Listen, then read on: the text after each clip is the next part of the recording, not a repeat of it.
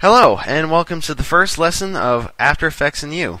In this lesson, I'll be going over the basic layout of the Adobe After Effects workspace and controls, as well as how to create a project and add basic effects.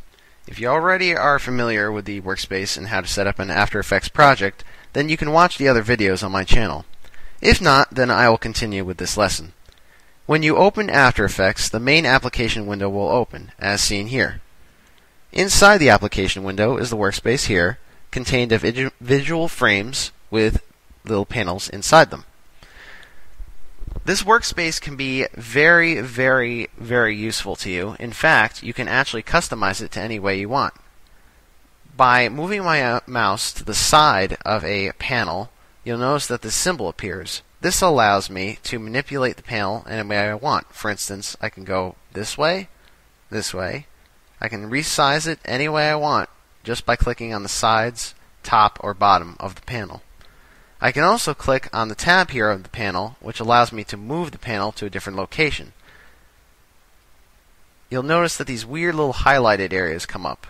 They're called drop zones. It basically lets you know where exactly the panel is going to be dropped. For instance, if I was to put it here, the project panel would just be, well, where it is right now, which is next to the composition panel. If I put it up here, it'll be right on top. If I put it right here, it'll be right above the composition panel. If, however, I put it here, it'll actually dock with the other panels in here, for instance, composition and layer. It'll become a part of that group. But I'm not going to do that, so I'm just going to leave it alone for now.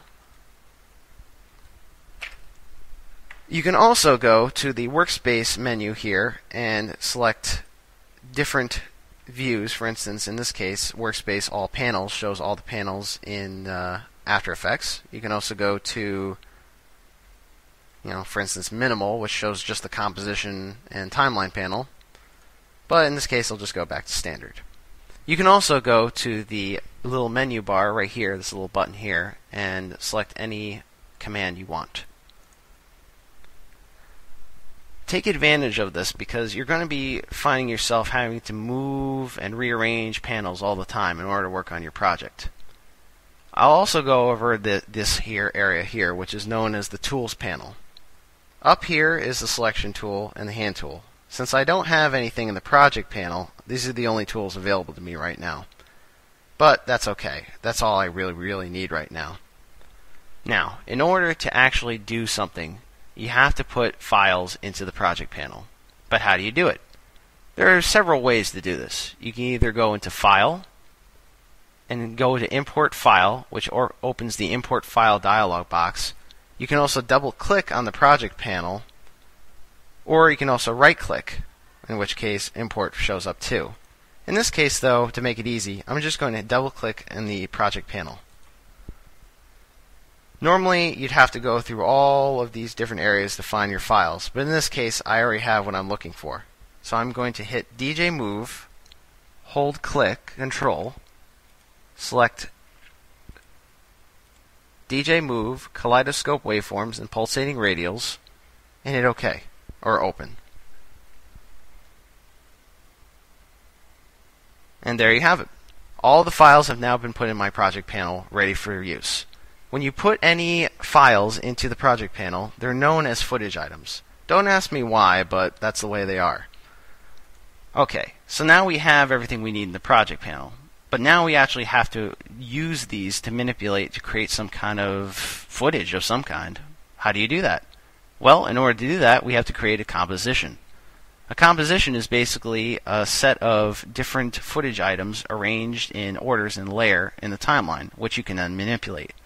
In order to actually use this, though, we have to put all these into the timeline panel, but we can also put it into the new composition dialog box right here, or icon I should say, right at the bottom. So, I'll hold Control and select all of these here. Then you can click and drag to the bottom, and the new composition from selection dialog box appears.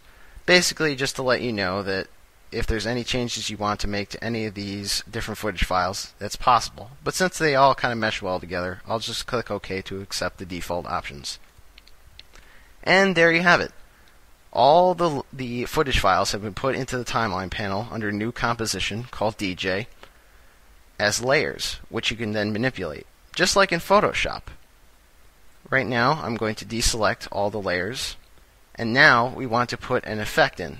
In order to do that, we select the DJ Move layer, because I want to add an effect here, and then go to the Effects and Presets, and type in Radial Blur.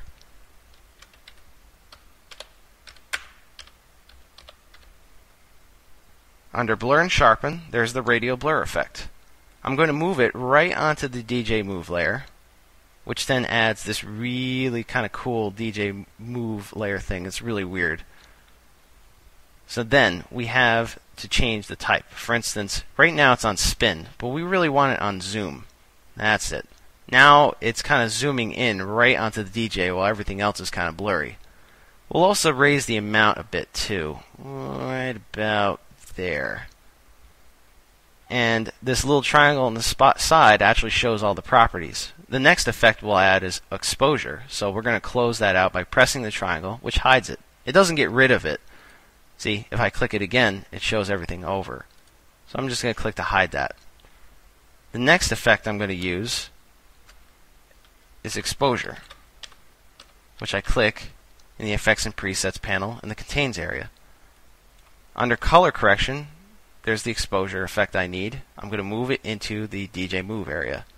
And there is the exposure effect in the Effects Controls panel next to the Project panel. We're not going to manipulate anything other than the exposure limit, so we're just going to brighten it up right there. That's pretty good. Make it nice and bright. Go to Project so I can see everything. I'm going to minimize the time work duration area to just about here. And we'll just hit the RAM Preview button, which allows you to preview in RAM. Pretty cool, huh? It's kind of a weird, like, blinky feel right there. I hit spacebar, and it allows me to view the effect. Not bad, huh? Well, that's all for now. If you need more information regarding this lesson, please contact me on my channel, After Effects and You, and continue to watch the next lesson, which will